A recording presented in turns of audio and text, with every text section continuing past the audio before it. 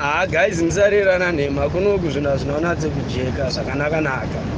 Varume mirai ndikudze, kana pane vanosimbo, kana pane vanorova cross border, vanombofamba neBulawayo road vachibva paBedbury, nokuti apa ndakutopinda hangu muBulawayo.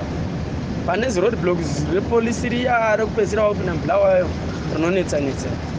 Varume ndasvika pakaleya maganasi. Chokutanga ndanzi foni iri kupi, ndikati foni iyi, zvikanzi dzima foni yako, ndabva ndadzima.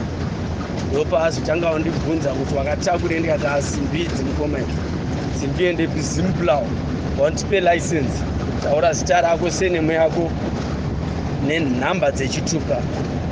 Ndabva ndazviimba, ndaita kuimba baba.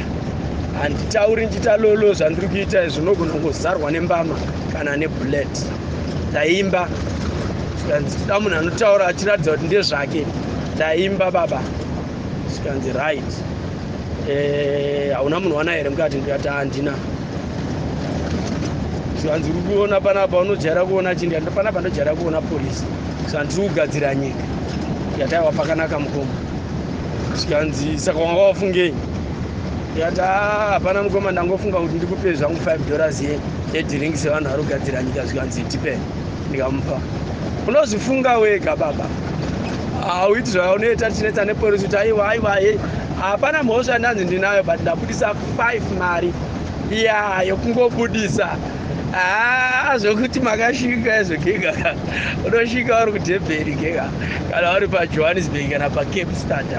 Uri paCapstad unoshinga. Sanyeperwa nezvandaona. Vakomana vakapfeka heti dzine mashizha mukati, inenge iri yesimbi. Usarerwa nhema sha, hautori kana pikicha.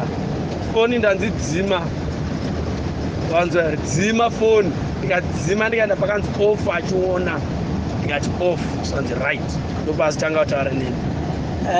Rumbeka mudhara atonge futi, kutaurira garwe rakaipa.